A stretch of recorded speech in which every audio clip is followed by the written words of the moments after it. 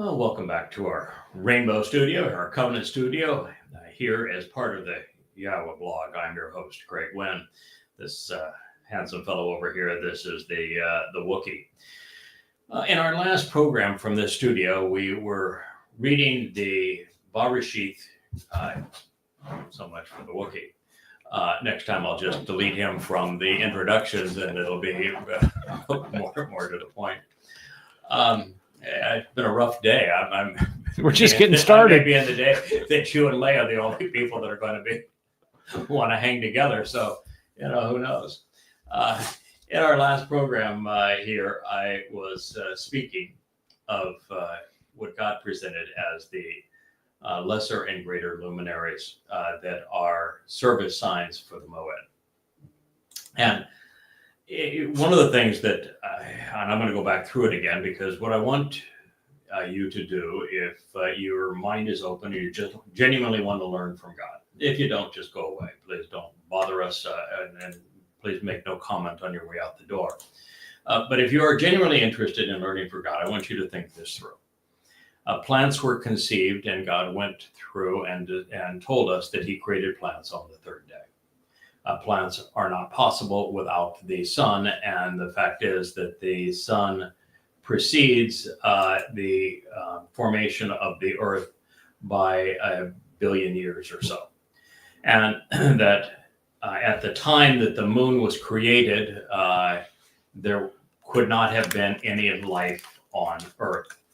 Therefore, if the greater and lesser luminaries of the fourth day, which God said serve as signs regarding the Moed, which are the restraining witnesses to the appointed meetings that are part of God's eternal testimony, Pesach, Matzah, Bokorim, Shavuot, Teruah, Kippurim, and Sukkah. If we are not to interpret them, the greater and lesser luminaries, as individuals who would help us understand and point the way to these Moed and serve as signs of them, but are to interpret this as the sun and the moon, then we'd have to call God an idiot, because there is no way that the sun and the moon were created after plant life was conceived on Earth. It is one of the reasons that scientists and agnostics and atheists denounce the creation account, is because they say that the sun and moon could not have been created after life burst forth on the earth. And they would be correct in that regard. So since it cannot be literally the sun and the moon, unless you want to paint God as an idiot, I choose not to do that. We are now required to think what the greater and lesser luminary represent, why they would serve as signs of the Moedim, and why God had so much to say about them when they could not have been literally the sun and the moon, but only could serve as figuratively of one being more brilliant than the other, and one reflecting the more brilliant individual's light, particularly in the darkest period. So as we go through this and consider it from that point of view, you have really only two options here. One option is you can view God as an idiot, and that he had no knowledge of creation and was stupid enough to say that the sun and the moon became visible, were created after plant life was conceived on the earth. That's one option. I don't recommend it, but that is an option for you. The other option is that you can see them as individuals, at which case you need to surmise whom they might be. Who would be the individuals who would play the biggest role in the Moed, according to Yahweh, and who would help you understand the importance of those moed, and why would they have a relationship where one reflects the other's light? And why were they referred to as luminaries, as sources of enlightenment? And then when you contemplate all of that, what I want you to do is to assess if they are not Dode and Yada, then who might they be? And as for Dode, since Yahweh says when he returns, his position of authority in God's presence will be as brilliant as the sun, and then goes immediately to describing the eternal relationship that will exist with the moon in the 89th Mizmor, and constantly presents Dode's Bashar herald as Yada. Should it be any other combination of people, why wouldn't God have explained it? Where are they? We're running out of time, and there hasn't been anybody that has ever explained that's what this is referring to, and it's identifying these people, as is proven by the 89th Mizmor, which is why we were reviewing this in the first place. So I want you to think it through. I mean, there's a lot of people that are taking some really stupid shots at Yada Yahweh that are saying things that are absolutely gibberish and think that they are super virtuous. And yet it is obvious they don't have a clue. So I'm asking you, if you want to try to understand this, are you going to step up and deal with what it says? Because God said there will be lights as luminaries. There'll be sources of illumination. It is a compound of ma, to ponder the implications of, or light. In the expanse, in the spreading out of matter and space of the heavens, to understand the separation between Badal Bien, to distinguish the divide and discern what it means to be set apart, to ascertain the means to inclusion or cause of expulsion, to appreciate how to be included or disassociated. Has anyone ever explained Bien to you that way, or Badal? So that you can understand it in this content, so it makes sense in this statement? The time of light, Yom, the reckoning of time when there is light, as it is distinct from, Bien, differentiated from, the darkness of the night, the period of substantially diminished light and of wanting illumination. May I suggest to you that the brightest moment in the history of God's relationship with people was when Dode was king. He united and defended Israel. He acquired Jerusalem and the summit of Mount Moriah, established the city of Dode, and wrote around 100 Mizmor and Mashal to enlighten us. It does not get any brighter than that. And that day was in the exact middle of our time from the garden and our reentry to the garden. As for night, the longest period of silence from God began 447 BCE and only ended in 2001. It was nearly 2,500 years. There is no other period of time that God goes that long without communicating to us or through us. It is the birth of the religions of Judaism during that time, Christianity and Islam, the rise even of Marxism, the murder of hundreds of millions of people by politics and religion. Would that not count for the time of darkness? They will exist. These two will exist as symbols and signs, as la'oth, as a means to convey information, illustrations, and proof, which make something more clearly known when evaluating recompense and reward. From uth, a means to be seen agreeing or providing consent. And for the appointed meeting times for the restoring witness, wa la moed, concerning the designated periods which have been determined for a specific purpose authorized by the authority directly associated with the mikre. From mo, this pertains to ed, the restoring witness regarding the eternal testimony, and ya'ad, to meet on an appointed schedule, as well as for days and for years, to contemplate the complete cycle of the seasons of a solar year, which is a measure of an age, and the renewal of life, and to be able to mark things according to their years. For example, 3968 BCE, Adam and Chava were exiled from the garden. 2,000 years later, which is 40 Yobel, we have the means to re-enter the garden presented as a narrative between Yahweh and Abraham, particularly as Abraham and Yishak climbed to Mount Moriah for the dress rehearsal of Pesach in year 2000 Yah, which happens to be 1968 BCE.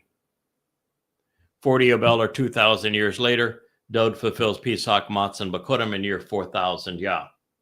2,000 years after that, 8 years from now, Yahweh and Dod are returning during the middle of Chag Sukkah, with the celebration of Teruah, Kippurim, and Sukkah. How's that for delineating the years which measure the age of renewal? Barishith 1:14. Therefore, they will exist as luminaries to ponder the implications of light in the expanse of, within the spreading out of matter and space of the heavens, to provide illumination and enlightenment for the earth, for the land.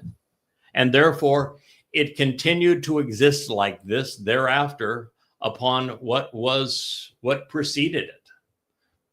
Barishith 1:15. God acted and engaged to appoint for this particular task both of these substantial and empowering, important and influential sources of illumination, Ha-Ma'or, Ha-Gadol.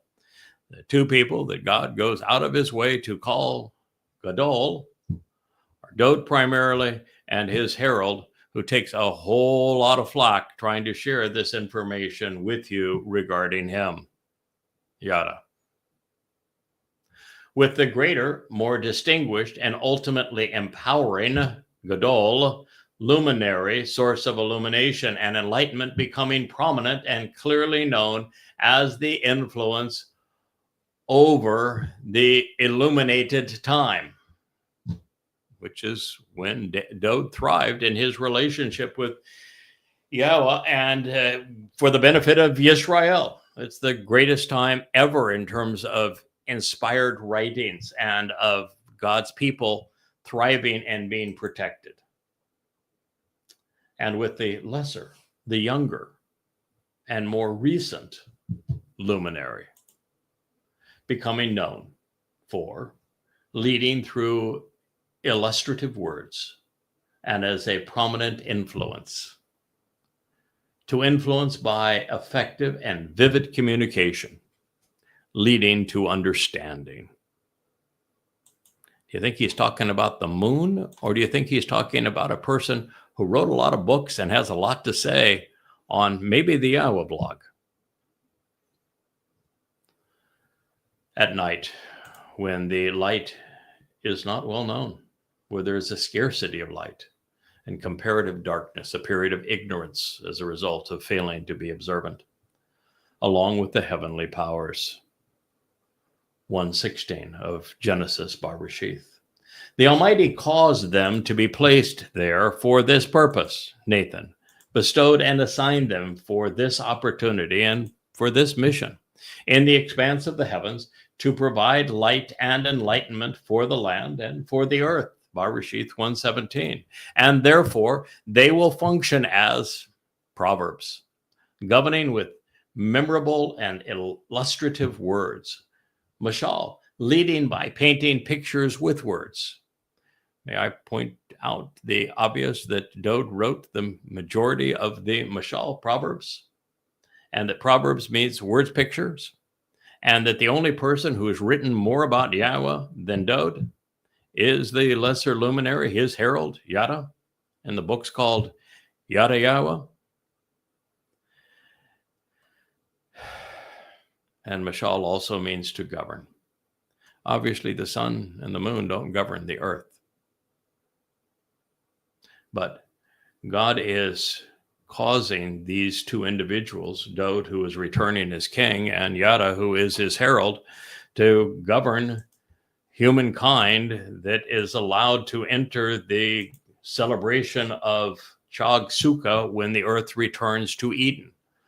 Because Yahweh continues to work through people, and Dode's his favorite, and Dode has a herald.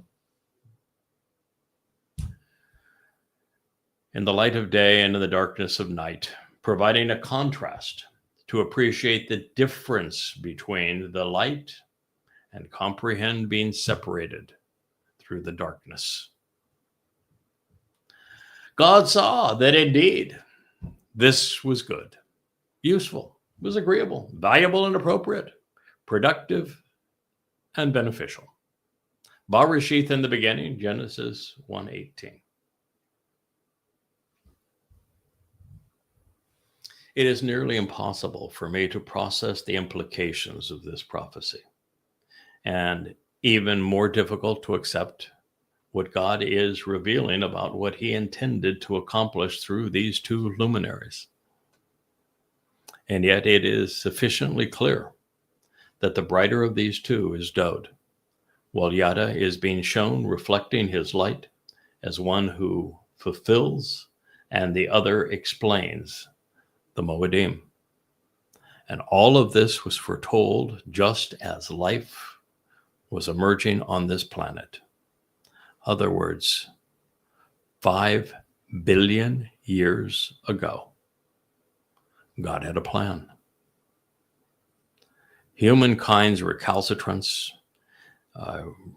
willingness to erase his name and rob his son of all of his achievements, or that this needed to be resolved prior to his return, and that there would be someone who was willing to do so, did not take God by surprise.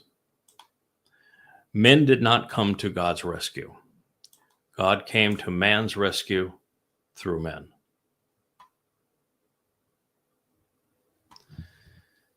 And these two references to the interplay between the sun and moon as enlightening witnesses are affirmed by a third acknowledgement. There is an equally enlightening connection between these men and the symbols representing them in the 104th Mizmor. And understand, we were led to this by a statement in the 89th Mizmor that could be interpreted no other way than this is a relationship between Dode and his Bashar herald. The most highly exalted mountains are to approach that which prevails and is beneficial. As an elevated rocky crag is a trusted shelter to provide protection with the treasured scribe. Mizmor 104:18. The moon will act and engage, for Yada knows and acknowledges the sun's arrival as the eternal witness for the restoring appointments. Moedim, that's what it says.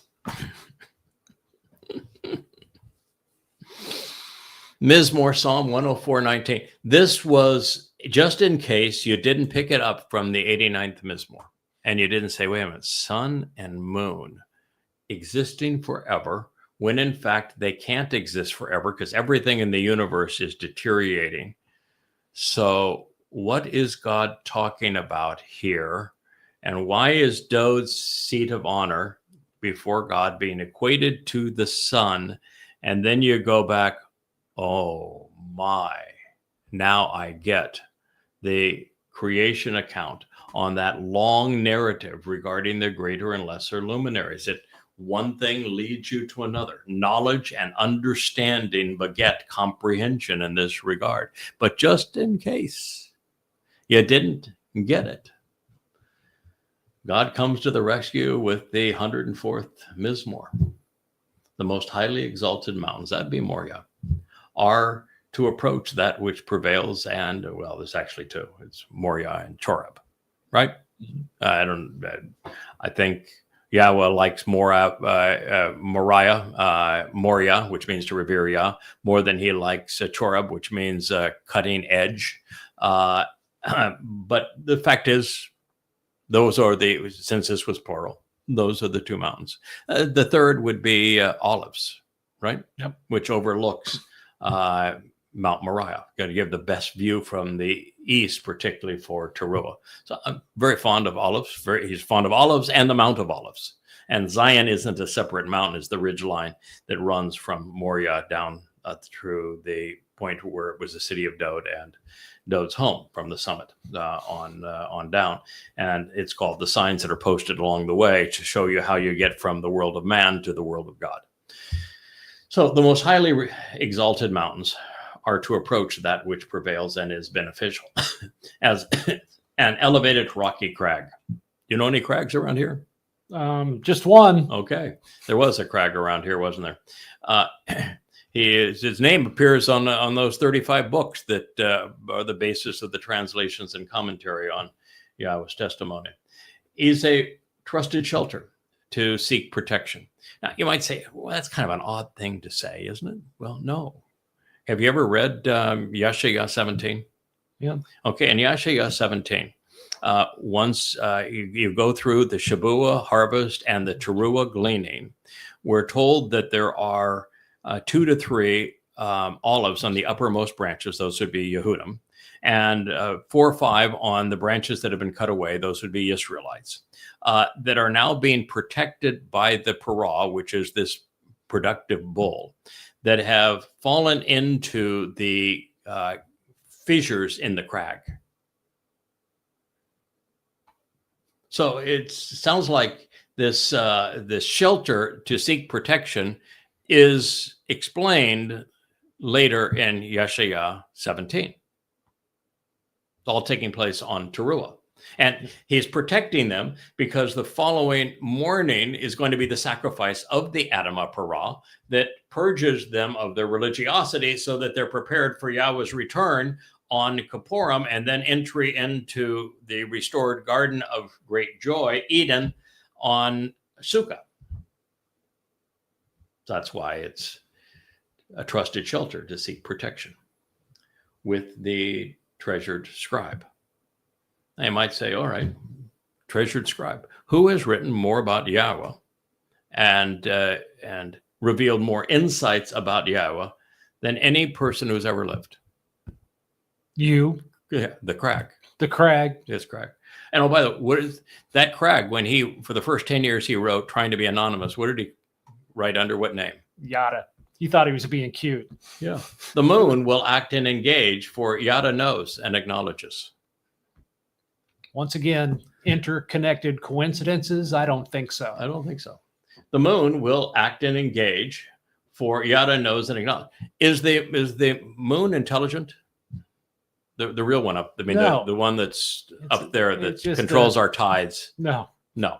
Does the moon engage in anything? No. No. So when he's saying that the moon is going to engage and knows, and Yada knows, is he speaking of the moon literally, or what the moon represents as the lesser luminary? It's what the moon represents. It's all the word pictures that these people don't understand. That's why it's called a mashal, isn't it? Yeah. Okay. So the moon will act and engage, for Yada knows and acknowledges the sun's arrival. Yeah. Well, who was it that actually told you that the sun is going to arrive on Yom Kippurim in year 6000 Yah, which is the 2nd of October, exactly at sunset, 6:22 p.m. in Jerusalem on October 2nd, 2033? How's that for acknowledging when the sun's arrival will take place? It's going to be spectacular. Yeah. And by the way, I'm going to be there. Me too. You're going to be there. We're all going to be there. The moon is going to acknowledge this because Yada knows about the sun's arrival. And the sun at that point of God, the one representing the greater luminary, now he becomes the ultimate eternal witness to the restoring appointments. Up to this point, both of them had participated. In fact, just on Teruah, Yada will have offered his Bashar body as the Adam of Parah, as the man from Edom, as Obed Edom, so that Dode can return. When Dode returns, he goes and takes a huge step back and is now simply reflecting Dode's light.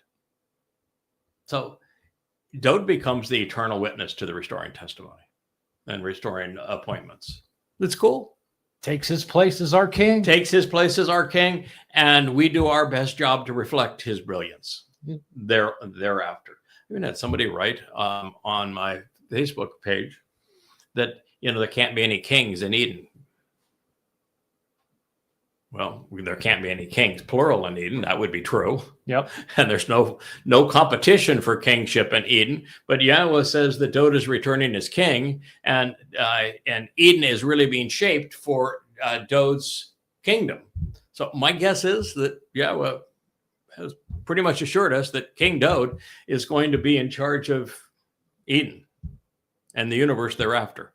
So if you don't like kings, I've never been fond of monarchies myself. But I'm going to make an exception in this one. That's God got to choose how he wanted to work through Dode. And the term that he used was king, Melech. Mm-hmm. Now, Melech and Malach are very similar in Hebrew. They're one letter different. And the difference between Melech and Malach is that Melech is a king who also serves as a counselor and advisor, while a Malach is a messenger, typically spiritually empowered. So this is what we're talking about here. It's Psalm 104:19. The moon, while 400 times smaller than the sun, is 400 times closer to the earth. The moon, comprised of the essence of the earth, is illuminated as a result of reflecting the sun's life. These serve as metaphors that portray the proper perspective to view the firstborn. I don't think there's anybody, in fact, I'm positive, relative to the greater luminary, prior to me figuring out and announcing that Dode is not only the Messiah and the Son of God, that he was the King of Israel and he is the returning King of forevermore, and that he was the one who predicted that he would be crucified in year 4000 Yah, 33 CE, to the very moment that was required to fulfill Chag Matzah. And he did so in 555 BCE, almost 600 years before he fulfilled the prophecy. And that he described the nature of crucifixion, which was how he would fulfill Pesach, 700 years before crucifixion existed and 600 years before Rome even existed. That's pretty impressive. And yet I was the first person in human history to ascertain that Dode was the person through whom God fulfilled Pesach, Matzah, and Bikurim to enable the benefits of the covenant. Now, how's that for a rather important understanding of Dode's role as the greater luminary? And then went one step further and said that Dode is the one who is returning on Yom Kippurim, the day of reconciliations with Yahweh, as it is presented in the 89th Mizmor.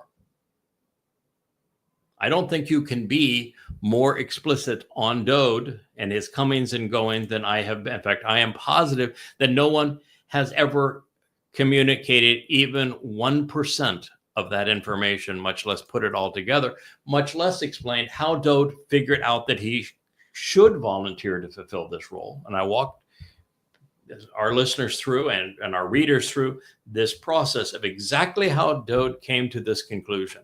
And because I read the same material and I came to the same conclusion, so I know he would have come to the same conclusion. And then I analyzed Dode's presentation within the Mizmor to ascertain why, once he realized that he was the son that should serve as the lamb based upon the dress rehearsal for Pesach that was performed between Abraham and Yishak, with Yahweh intervening, and a father with his son, the one son whom you love. And Yahweh says, no, I'm going to provide the lamb. And then in my favorite prophecy of all time, at least maybe until 2 weeks ago, 2 Samuel 7, Yahweh announces, I am his father, he is my son. Dode would have known all this. That's how he came to the conclusion, oh, that's my job.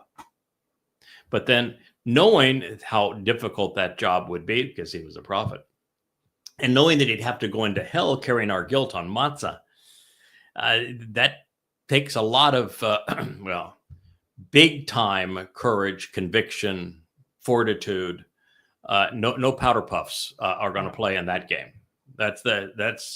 You have to be the antithesis of meek if you're going to play in that game. But I came to realize, because Dode told us why it was so essential, and you figure this out really in the third Mizmor, why it was that Dode realized in studying the Torah that since Moshe gave up on his people, and since Dode would experience the revolt of Absalom and the rejection of his own wife, Michal, that it is essentially, and that he was hunted down by the people's most popular person, Shaul, that it is impossible to survive Israel. Israelis are so mean, so vicious towards God's witnesses. They are so belligerent and obnoxious and resentful and embittered that Moshe gave up and asked God just to kill him, and just went through the motions on the rest of the way through. And Dode gave up as well. And so he realized that you're going to have to do something really extraordinary to be able to lead these people. And what could be more extraordinary than recognizing that 100% of the people that you would lead are there simply because you are willing to go into hell for a heavenly cause? Pretty much explains how he came to realize he should volunteer, why he volunteered, and then you're Yahweh. So why would you let your son endure that kind of aggravation, of that kind of pain and suffering and separation? And the answer became obvious. It's to demonstrate not only extraordinary love and conviction and courage of a man, and to say that this is possible. It's possible for a man to have such love and devotion for me and the relationship that I'm trying to achieve with humankind, that he would be willing to volunteer to do this. But I think it's far more indicative of God saying, I created humanity for the purpose of a relationship. And so I want to do the most important things through people. This is the single most important thing that could possibly be done.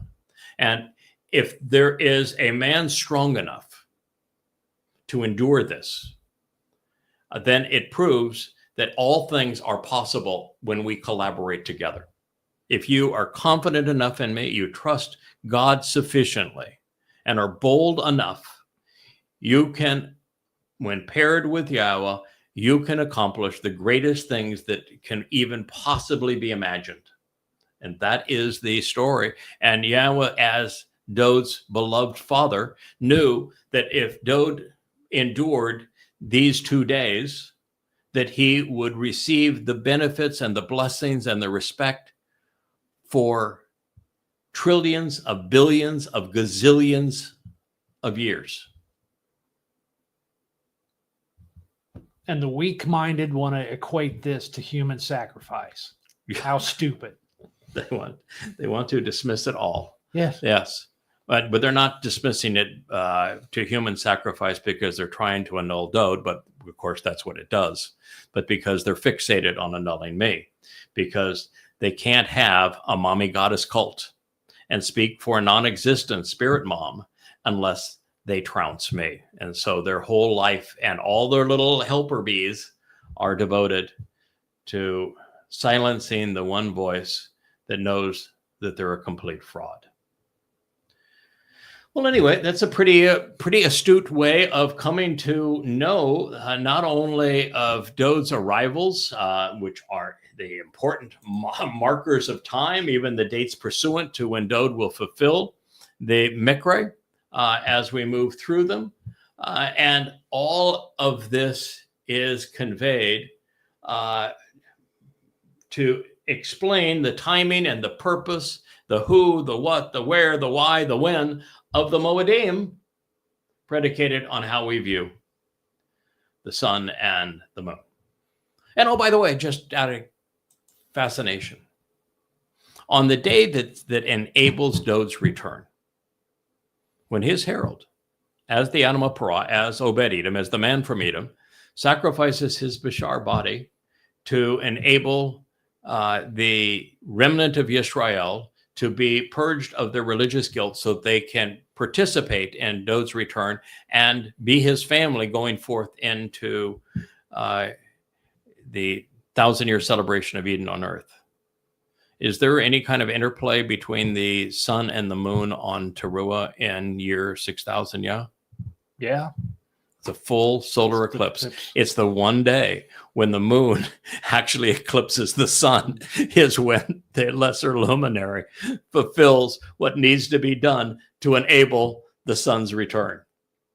How's that for orchestrating the event? And oh, by the way, when we move into Sukkah, which would be the 7th of October in 2033, is there any interaction between the sun and the moon that might indicate, well, they are even showing their witness to this final fulfillment of the Moed on that day? Yep. On that day, there is a full lunar eclipse, isn't there? Yep. That is the day where the Earth's shadow covers the moon's surface, and the light from the moon is totally eclipsed at that time. It turns bloody red, actually, because of the way that the red lights curve over it. So you still see the moon. It's just bloody red. The solar elliptical coincidence of what's happening at that time isn't going to happen again for several hundred years. Centuries. Yeah. Because in year 6,000 2033, the first of Abib is a full solar eclipse. And on the fulfillment of Matzah on the 15th day of the month in 2033, 14 days into Abib, it is a full lunar eclipse. I'm sure it's by coincidence. There's no relationship between the sun and the moon. Get it out of your head. It's just God would not be this informative, would he? Absolutely, he would. Oh, okay. It's to the point where, like, come on, knuckleheads. Come on, knuckleheads. Why is it that so many who are so close, are not only so far but belligerent in their antagonism?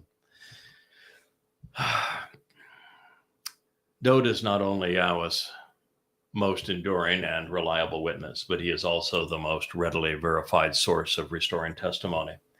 And while he did his part to tell us what he was going to accomplish, even detailing his own crucifixion and his journey into hell, no one, not one single person over the course of 2,000 years or 3,000 years from the time that Dode explained it was willing to give him credit for what he had done. And so that's why the greatest man who ever lived has a publicist, someone to reintroduce him to his people. And if it were not for the moon reflecting the sun's brilliance, there would be no one to receive him 8 years from now. But why don't you continue to attack all of this because you want all of God's little people to be humble, or because you want to be religious and remove pork for your diet and say, well, that makes me godly. By the way, we will have a couple of interesting programs on why there is no Hebrew word for humble. In fact, you did an AI search. I took 5 minutes about a week ago when this started to metastasize, and because I knew that the first attempts that the opposition was using to discredit me regarding humble were words that didn't mean humble. One means tightly wrapped to Yahweh, and the other one means responsive to Yahweh.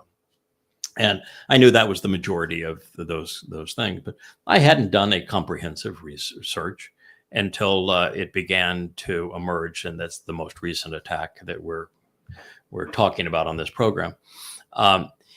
Is that there actually is no Hebrew word for humble in the sense of what God wants in a relationship with his people. The words that are changed to humble are either tightly wrapped to God or responsive to God. And that there are words which speak of being humbled, like kana speaks of being humbled, but it is used of the enemies of God. So you probably don't want to be one of those. All of the definitions of humility and all that are all negative of the 384 variants on it.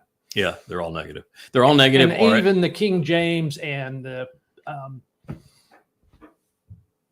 their standard lexicons, 6031 and 6030, they even admit that the 6031 is not correct. Yeah, they even admit it. They even admit it in Strong's. Yeah, in Strong's they say it's based on ana with an H. Ana with a wa is based on ana, the verb, with an H, and it means to be responsive. So they even admit that they're wrong, but yet the religious cling still to it. Printed it that way anyway. Yeah. Of course, I found it interesting that when Yahweh handed the torch to Joshua, Moshe got them to the promised land. Moshe just ran out of steam. And Moshe's last act is he struck the crag rather than talking nicely to it so that the crag could gush forth in water, because that happens to be a huge symbol that Yahweh has going forward. It's that the Temple Mount, the rockiness of the Temple Mount is going to gush forth and cascading waters. And so he was supposed to explain that, and the waters would come out and they would get this visual sign of prophecy was supposed to happen. Instead, he whacked the rack, the crag. And that's what Hasatan is going to do. And he messed up the whole story. God said, okay, we're just done. I'll take you a tour of the promised land, but I'm going to pass the torch. We're going to Yosha. And Yosha happened to be one of two fellas that didn't cower. Yep. Caleb and Yosha. The only reason Yosha was still around was when the spies went into the promised land. All the spies came back. Oh my God, there's really scary people in there. And ordinary men, they cowered under the presence of ordinary men. And there's giants in there. And there weren't any giants in it, but there are giants in there. And we're really scared. And we're not going in there because if we go in there, we're all going to die.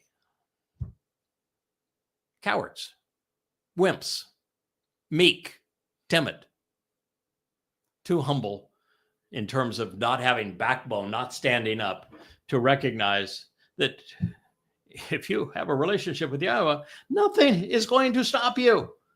Two guys stood up. One guy gave the speech. The two guys, Yosha, who he's going to speak to here in just a moment, and the other guy was Caleb. And what did they say? Yeah, God's with us. They don't matter. Let's just go. Stand up, be courageous, show some conviction. Stop being such wussies. You mean they didn't humble themselves? No. And what did God say? The two of you that stood up, you get to go in. The rest of you, you're dead. Did he try to say, oh, come on, people. let's try to reason this through. Let me take some time. I'm going to explain it to you. Maybe you misunderstood me. I want to give you a second chance. It'll be okay. I love all the little people, and I know that you were just trying to be humble around me. So I'll let me explain it to you again, and I'll give you another opportunity to get this right. Or he says, no, you're just going to be a pile of corpses. I think what he said is everybody over 20 is going to die. Yep. And I was going to see a pile of corpses. So what would you take from that story? And then when the torches passed between the two, and Yah was having his first speech with Yosha, he says, I want you to know, I'm with you. I will never back down from you. I am with you all the way. I will never withdraw from you. So what I want you to be is Shazak. You know what Shazak means? Tough as nails. It means firm, resolute. You are absolutely committed to being fierce. I mean, Shazak means fierce. It is the antithesis of humble. And he says, if you do that, and if you are super strong and you act in a very powerful way, then these people will get to inherit that land. So if you want to inherit the land, you're going to be a wussy like the Jews that said, little people, they're scary. They humble us. Or do you want to be like Caleb and Joshua, or as Yahweh describes, and be Shazak? I mean, how hard is this, folks, for you to figure out? Or you just don't like God being the way he is? Or you just don't like the kind of people? Maybe it is. That's the problem. You're like the rabbis. You don't like the people God chooses. The rabbis don't like Dode. They sure as hell don't like me. And they for sure didn't like Moshe. So maybe that's your problem. You don't like the people God likes. They bother you because you're too timid, because you're too mealy-mouthed, because you're just wussies. Or maybe you don't like him because he didn't choose women, or he didn't choose you. Maybe that's the problem. And so you're resentful of those he did choose. I don't know what your problem is, but you have a problem. Oh, by the way, the other thing that they wanted to say was that your diet will absolutely preclude you. You are a fraud if you say that you can eat anything that you want, so long as you do so thoughtfully. Did I not read to you Devarim 12 this morning? Yep. And did I not present Devarim 12 along with Devarim 15, that are the two chapters on what you can eat? Did I not present them in an introduction to God in the very first, in the introductory chapters to Introduction to God, and in the entire thing? I mean, the entire chapters. 20 years ago, you did. 20 years ago. Well, darn near. Yes. Yeah. And what does it say about food that is clean and food that is unclean? The unclean food is a reference just for your health. Yes. But doesn't he say the good, the clean, the unclean? If you want to eat it, eat it. It's a provision from me. Do so. Eat whatever you want to eat. That's what he said, didn't he? Yep. And how many times did he repeat it? 3, 4. 4. But hey, I don't want to bother you. If you want to be kosher, that's up to you. Be kosher. In fact, I have always said, as it relates to the juxtaposition of Devarim 12 and 15, 12, eat whatever you want. 15, these foods are good for you to eat. These foods are not good for you to eat. I've always said, I'm going to share with you how I interpret this, because I don't see it as a conflict. But I am also going to share with you that my job is to tell you what God said, and then your job is to determine how you're going to apply that to your life. So if you're applying that to your life and you say, well, this means I'm going to not eat catfish, but I'll eat salmon, that's fine. If you don't want to ever have a shrimp, that's your choice. I'm not going to tell you you're wrong never to have a shrimp. But I want you to know what it is that God said, and you can make your decision. But the key thing is, about everything God says, if you want to make the word of the day a word that's only used once, and you're going to hang your hat on that, and so you're going to die on the hill of humble, then my suggestion to you is you open up your mind to the fullness of what God said, as opposed to one thing that you want him to have said, that out of context you can interpret religiously, should you choose to. That would be my advice. So my view here, and we'll do a whole series of shows on what you can and cannot eat, is that the only way for Devarim 12, which says over and over again, you can eat whatever you want, with God's blessing. And then Devarim 15 saying, these things are good for you to eat, these things are not good for you to eat. There's only one way that I'm aware that you can juxtapose those two statements and have them both be true.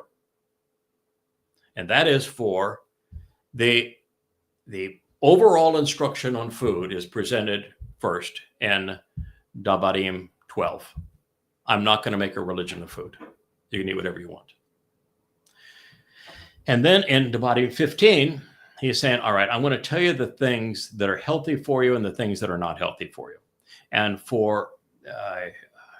from that point, which was 1447 ish, probably at that point, it was probably 14, more like 14, 07 ish, very close to going into the land. So 40 years later. Just on the other side of 1400 BCE to about 40 or 50 years ago.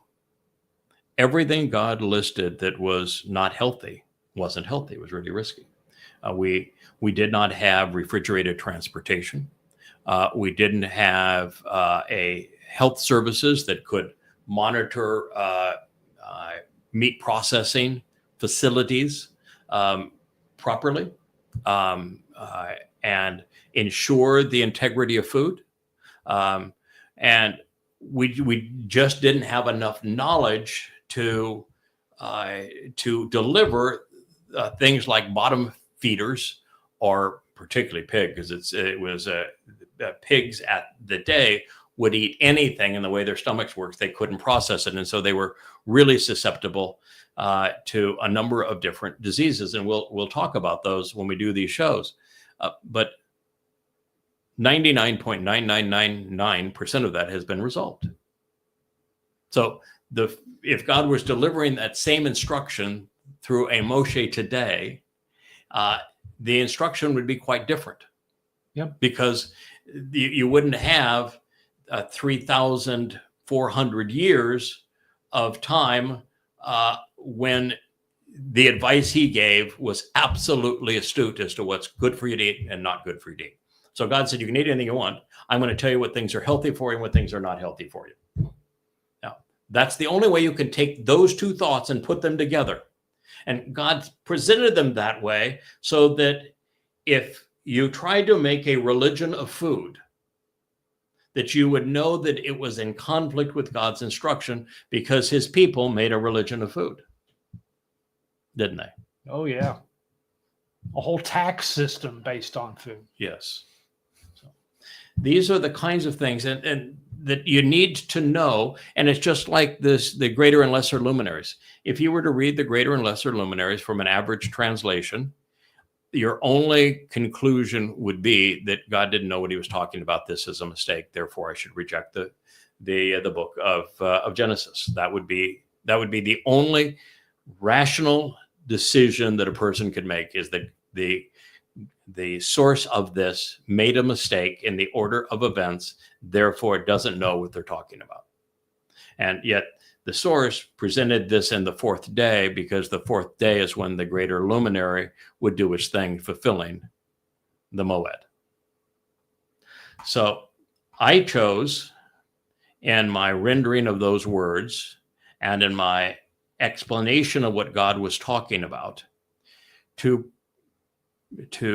take Yahweh seriously, and to know that the God I have come to know and respect through the brilliance of his testimony doesn't say things that are stupid, and that he consistently tells the story from every possible vantage point so that we would be prepared to understand how everything's going to play out throughout time. And then when you read the 89th Mizmor, you go, wow, that's the answer. And BB's commenting and going through the Forrest Gump shrimp possibilities. This is hilarious.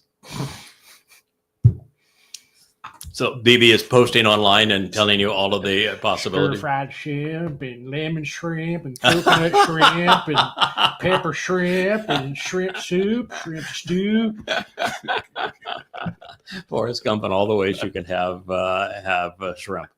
Well, we'll do shows on these things, but when God is saying things that are this profound, and in the last 2,500 years, there's only been one person that was capable of explaining to you, and it's regarding the most important things pursuant to our relationship with God.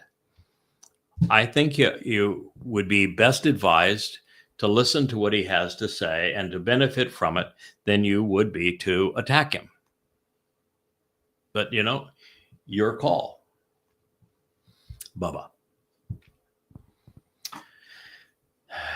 The enlightened and aware, informed and rational, will celebrate Dode's life, their lyrics, and they will acknowledge our Father's love for his son. That said, we have reached the portion of Dode's song that was alluded to in Samuel, 2 Samuel 7, when Yahweh predicted that his people would deny and denigrate the very Son of God and Messiah. And yet, even more than Jacob, Dode is Yisrael. The promises made to him were also made to them. From being the children of God to the heirs to the covenant, to being the recipients of the land.